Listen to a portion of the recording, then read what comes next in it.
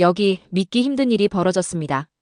전 세계 언어학 권위자들이 한자리에 모인 그날, 예상치 못한 발언이 회의장을 뒤흔들었는데요. 한글은 인류가 선택할 유일한 문자일 수 있습니다. 순간 각 대학 학자들의 표정이 굳어졌습니다. 누군가는 웃었고 누군가는 믿을 수 없다는 듯 고개를 저었습니다. 그러나 단 한마디가 분위기를 바꿔놓았습니다. 문맹률 0%. 초등생도 2주면 읽습니다. 그 이후 아무도 쉽게 반박하지 못했습니다. 하버드 교수가 꺼낸 충격적인 진실. 과연 그 안에서는 무슨 일이 벌어졌던 걸까요? 오늘의 사연 시작합니다. 구독, 좋아요는 큰 힘이 됩니다. 오늘 하루도 행복하세요. 안녕하세요. 저는 하버드 대학교에서 언어학을 가르치고 있는 에반 카터입니다. 지난주 보스턴에서는 제법 굵은 비가 내렸습니다. 학회가 끝난 오후 저는 몇몇 언어학자들과 함께 하버드 대학교 구관의 오래된 세미나실로 향했습니다. 건물 외벽은 이끼가 끼어 있었고 유리창에는 빗물이 느리게 흘러내리고 있었어요. 그 세미나실 안에는 오랜 시간 쌓여온 대화와 사색의 공기가 남아 있었습니다. 가죽 소파는 부드러웠지만 묵직했고 한쪽 구석 벽난로에선 작은 불꽃이 타닥이며 우리를 맞이했어요. 이 자리는 공식적인 세션이 아니었습니다.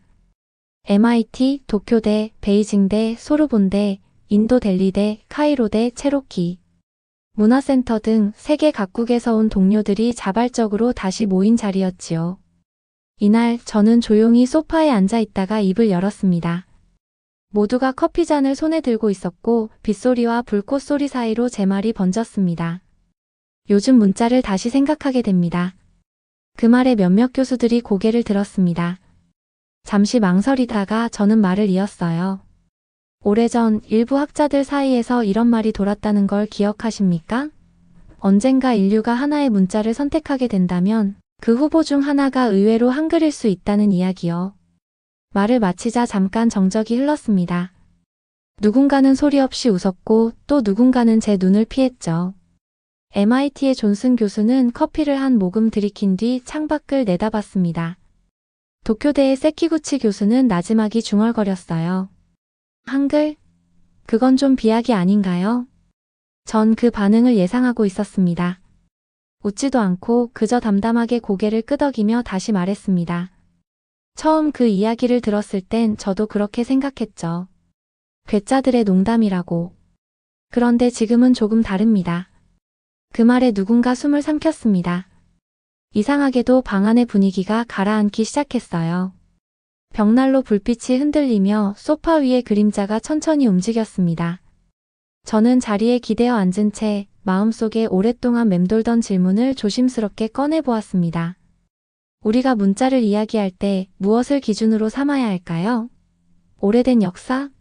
조형미? 문명의 크기? 아니면 지금 이 순간 얼마나 많은 사람이 얼마나 쉽게 그것으로 생각을 나누고 있는가? 모두가 조용히 제 말을 듣고 있었습니다. 비소리가 유리창을 더 세차게 때리기 시작했지요. 그 순간 저는 이 자리가 단순한 세미나가 아니란 걸 깨달았습니다. 누군가는 회의적이었고 누군가는 호기심을 품고 있었어요. 그러나 단 한 사람도 제 말을 가볍게 넘기지 않았습니다. 왜 하필 한글인가?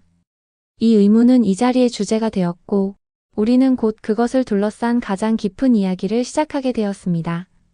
전통 문자들의 균열. 잠깐의 정적이 흐른 뒤 MIT의 존슨 교수가 천천히 허리를 폈습니다.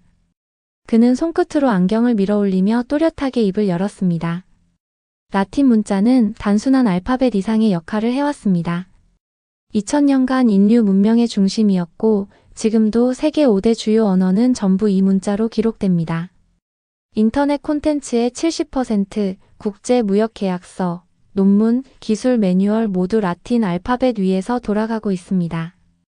존슨 교수의 말에 몇몇 학자들이 조용히 고개를 끄덕였습니다. 그의 눈빛은 자부심으로 빛나 있었고 어투엔 흔들림이 없었어요. 잠시 말이 멈추자 세미나실 안에는 벽난로 타는 소리만이 남았습니다. 저는 잠시 생각하다가 조용히 물었습니다. 그런데요, 왜 여전히 수많은 아이들이 영어 철자 때문에 낙제를 할까요? 존슨 교수의 미간이 아주 살짝 찌푸려졌고 다른 이들도 의자에 몸을 조금씩 고쳐 앉기 시작했습니다. 사이클, 콰이어, 리시트 같은 단어들 발음과 철자가 전혀 일치하지 않죠. 기본 단어조차 외우기 어렵고 단어를 들었다고 해서 철자를 적을 수는 없습니다. 정보가 정확해야 하는 시대에 이건 구조적 한계 아닐까요? 도쿄대의 세키구치 교수가 말을 이었습니다. 일본은 히라가나, 가타카나처럼 단순한 문자가 있습니다. 하지만 고급 개념이나 외래어를 표기하려면 결국 한자에 의존하게 됩니다. 그는 어깨를 약간 움츠리며 말을 이었어요. 사실 학생들조차 어느 한자를 써야 할지 헷갈려하는 경우가 많습니다. 라틴 문자는 많은 유산을 남겼지만 학습 효율 면에서는 점점 도전을 받고 있는 것이 사실입니다. 그 순간 저는 세미나실 안 공기가 아주 미세하게 흔들리는 걸 느꼈습니다. 눈에 띄진 않았지만 부정할 수 없는 균열이 조금씩 퍼지고 있었어요. 저는 자리를 조금 당겨 앉고 말을 이었습니다. 우리는 지금 완전히 새로운 시대를 살고 있습니다. 디지털, 초연결, AI, 그리고 실시간 정보 공유. 이런 시대엔 정확한 인식, 빠른 습득, 높은 접근성이 핵심입니다. 누군가 작게 한숨을 쉬었습니다. 그 숨소리가 조용한 세미나실에 또렷하게 들렸습니다. 그런데 그 모든 걸 요구하는 시대에 읽고 쓰기조차 복잡한 문자가 여전히 중심에 있어야 할까요? 누구도 선뜻 대답하지 않았습니다. 존슨 교수는 천천히 고개를 숙였고 세키구치 교수는 시선을 옆으로 돌린 채 한 손으로 턱을 만졌습니다. 이건 단지 전통의 문제가 아닙니다. 우리가 앞으로 어떤 문자를 통해 서로를 이해하고 연결할지를 묻는 문제입니다. 그 말에 베르나르 교수가 조용히 말했습니다. 그건 가볍게 넘길 질문이 아니네요. 그는 수첩의 한 페이지를 넘기며 중얼거렸습니다. 문자를 바꾼다는 건 사고방식과 문화를 다시 짠다는 이야기니까요. 그의 말에 저는 조용히 고개를 끄덕였습니다. 맞습니다. 문자엔 언어만이 아니라 사고의 방식이 담깁니다.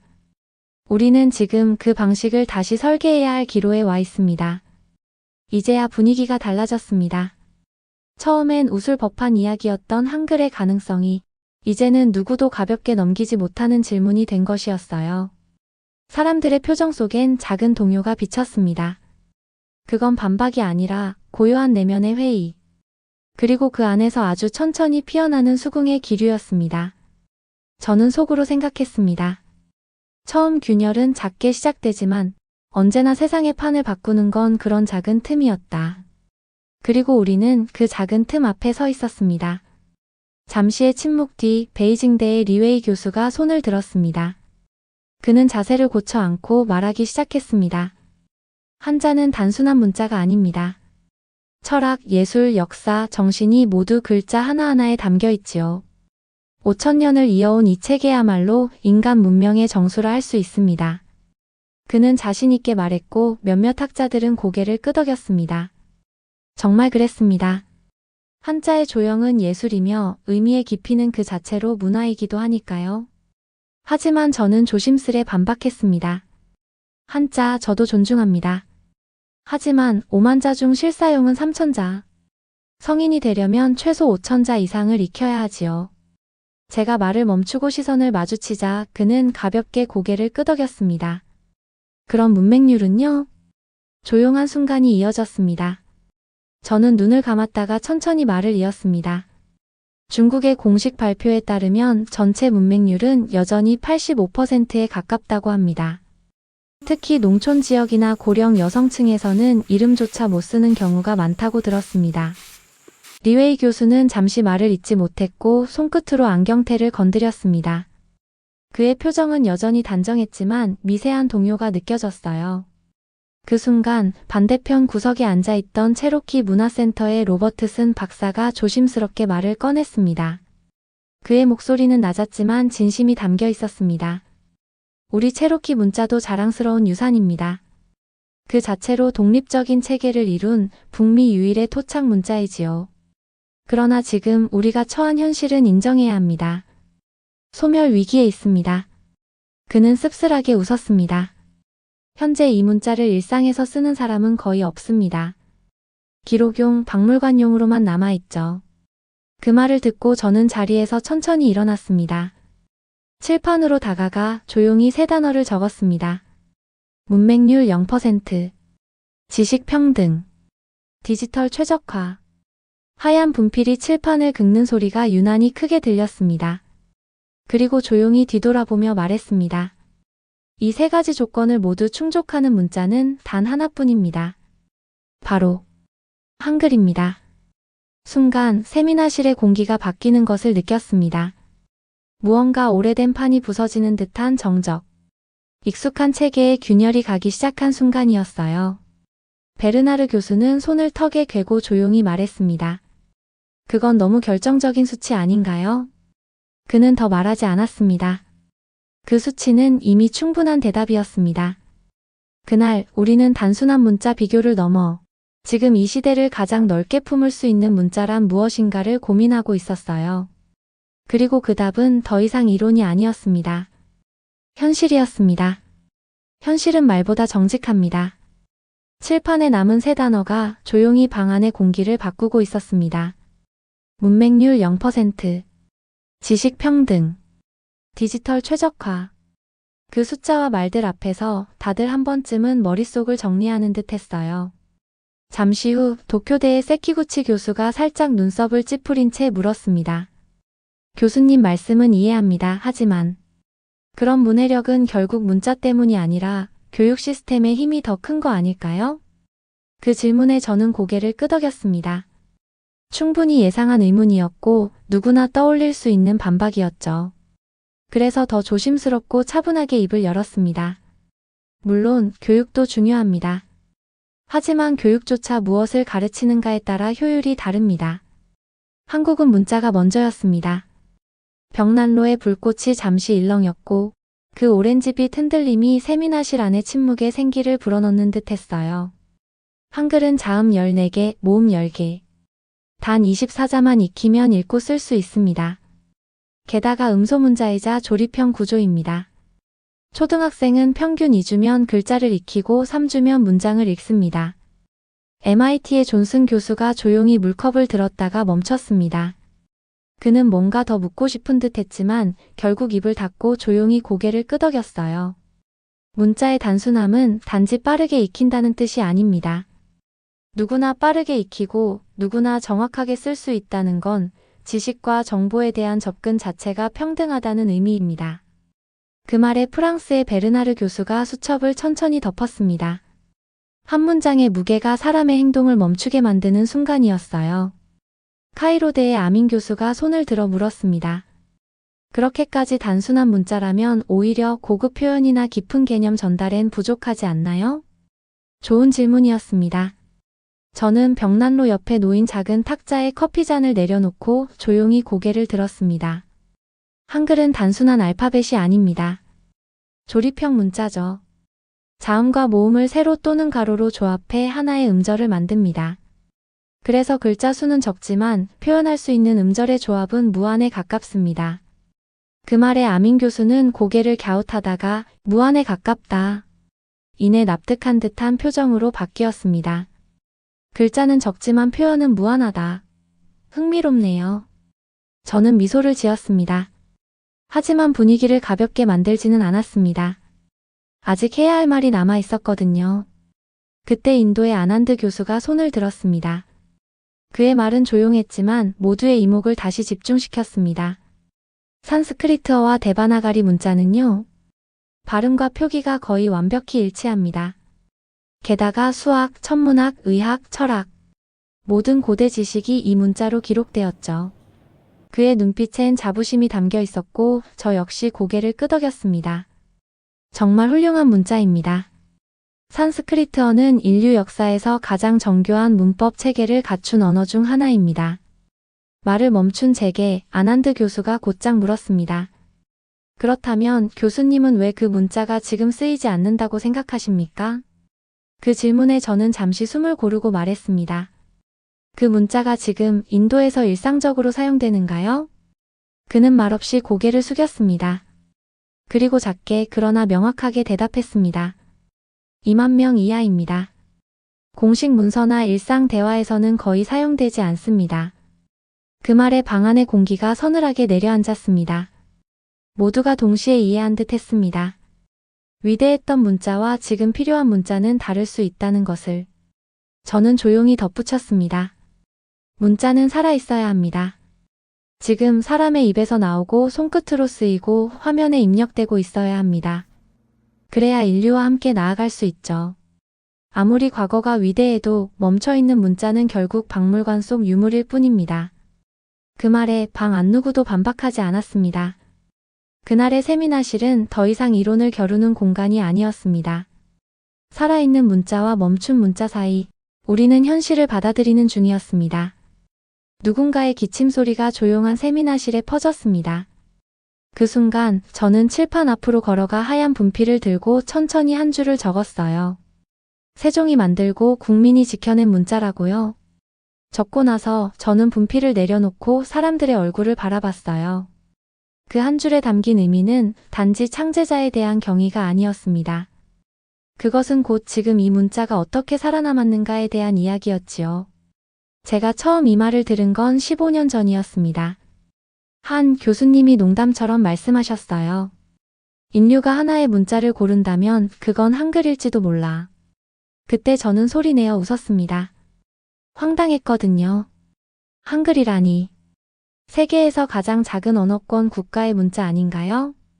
그런데 그 말이 지금은 다르게 들립니다. 지금 제 귀에는 그 말이 농담이 아니라 방향처럼 느껴집니다. 방 안이 다시 조용해졌습니다. 불꽃이 조금씩 작아지고 있었고 벽난로 옆에는 긴장과 이해가 뒤섞인 공기가 가라앉아 있었어요. 저는 조용히 말을 이었습니다. 한글은 모양이 예뻐서 주목받는 게 아닙니다. 누가 만들었고 어떻게 쓰이고 있으며 얼마나 많은 이들이 그 문자를 아끼고 지켜내는가. 진짜 위대함은 거기에 있습니다. MIT의 존슨 교수가 조용히 고개를 들었습니다. 그는 한동안 말을 하지 않다가 조심스레 입을 열었어요. 한국에선 맞춤법 틀리면 바로 지적하더군요. SNS에서 뉴스 댓글에서도 다들 문자를 정말 아끼는 것 같았어요. 그 말에 저는 웃었습니다. 맞습니다. 공공 간판에 오타가 나면 제보가 들어갑니다. 심지어 한글 퀴즈쇼라는 프로그램이 방송에서 인기리에 방영되기도 했죠. 베르나르 교수는 잠깐 눈을 감았습니다. 그가 생각에 잠긴 동안 저는 덧붙였습니다. 이건 그냥 교육의 결과가 아닙니다. 문화적 감수성, 언어에 대한 책임감, 공동체적 집착. 한국인에게 문자는 단지 의사소통 수단이 아니라 존재의 일부입니다. 벽난로 위 시계가 째깍이며 흐르고 있었습니다. 그 소리가 유난히 크게 들리는 이유를 저는 알고 있었습니다. 우리는 지금 한 시대의 언어 중심이 이동하는 순간을 목격하고 있었으니까요. 저는 말을 맺으며 다시 한번 칠판 쪽을 바라보았습니다. 세종이 만들고 국민이 지켜낸 문자. 이 말은 역사를 설명하는 것이 아니라 지금의 현실을 말하는 문장이었습니다. 그리고 그 현실이 미래의 기준이 되어가고 있었습니다. 세미나실은 한동안 아무 말도 없이 잠잠했습니다. 누군가 의자에 몸을 기댄 채 천장을 바라보고 있었고 다른 누군가는 손가락으로 무릎 위를 천천히 문지르고 있었어요. 그 조용한 긴장 속에서 저는 마지막 이야기를 꺼냈습니다. 우리가 지금까지 논의해온 것들을 돌이켜보면 이건 단지 문자의 우수성을 말하는 자리가 아니었습니다. 사실은 우리가 무엇을 기준으로 삼고 있는지 그 기준 자체를 묻는 자리였던 거죠. 그 말에 몇몇 사람의 눈빛이 살짝 흔들렸습니다. 저는 잠시 숨을 고르고 다시 조용히 말했습니다. 지금 이 순간 세계에서 유일하게 전 국민이 글을 읽고 지식을 나누며 디지털 환경에 완벽하게 적응된 문자가 있습니다. 그것은 한글입니다. 순간 작은 정적이 퍼졌습니다. 누구 하나 말을 잇지 않았습니다. 마치 더 이상 덧붙일 말이 남지 않은 것처럼요. 저는 자리에서 일어나 칠판 옆에 다시 섰습니다. 방금 전 누군가 다녀간 자국처럼 분필가루가 어깨에 가볍게 흩날렸습니다. 조용한 숨소리와 벽난로에서 타닥이는 소리 사이에 마지막 문장이 마치 오래전부터 기다리고 있었던 것처럼 떠올랐어요. 한글은 이제 한국만의 문자가 아닙니다. 그건 인류가 공통으로 사용할 수 있는 유일한 문자입니다. 그 순간 저와 눈이 마주친 카이로대의 아민 교수는 아무 말 없이 고개를 끄덕였습니다. 도쿄대의 세키구치 교수는 창밖을 한참 동안 바라보다가 조용히 수첩을 닫았습니다. 그리고 MIT의 존슨 교수는 짧게 중얼거렸습니다. 이건 더 이상 가설이 아니군요. 그 말이 방 안에 울리고 누구도 그 말을 부정하지 않았습니다. 그건 이제 학문이 아니었습니다. 인정이었죠. 누구도 박수를 치지 않았고 누구도 함성을 지르지 않았습니다. 하지만 그 조용한 동의야말로 가장 무거운 합의였습니다. 그날 밤 저는 세미나실을 나오며 문득 이런 생각이 들었습니다. 언젠가 인류가 하나의 문자를 고르게 되는 날이 온다면 사람들이 바라볼 방향은 이미 정해져 있을지도 모른다. 그리고 그 방향 끝에 가장 단순하면서도 가장 완성된 형태의 문자, 누구나 읽고 누구나 쓸 수 있으며 모두의 지식이 평등하게 나누어지는 문자, 그 문자가 한글이라면 저는 더 이상 놀라지 않을 것입니다. 이 이야기를 듣고 나니 이런 생각이 듭니다. 문자는 단순한 기록의 도구가 아니라 사람과 사람, 세대와 세대, 그리고 문화와 문명을 이어주는 다리라는 것. 이 장면에서 떠오르는 말이 하나 있습니다. 독일의 철학자 하이데거는 이렇게 말했습니다. 언어는 존재의 집이다. 그 말처럼 어떤 언어는 인간의 사고를 담고 어떤 문자는 그 사고를 더 많은 이들과 나눌 수 있게 합니다. 그리고 한글은 그 모든 가능성을 품고 살아 숨쉬는 존재의 집이 되어주고 있었던 거죠. 한 시대의 언어 중심이 바뀌는 그 순간 우리는 왜가 아니라 어떻게 살아남았는가를 보아야 합니다. 그리고 그 어떻게에 담긴 철학, 효율, 포용성, 공동체의 애정이 결국 지금 이 순간 인류가 다시 주목하게 되는 이유가 되는 것입니다. 여러분도 새로운 언어를 배우며 경험한 변화가 있나요? 언어를 통해 마음을 움직였던 순간 그때의 기억이 떠오른다면 댓글로 나눠주세요. 구독과 좋아요, 알림 설정은 더 좋은 이야기를 만드는 큰 힘이 됩니다. 오늘도 함께 해주셔서 감사합니다. 다음에 더 감동적인 이야기로 찾아뵙겠습니다.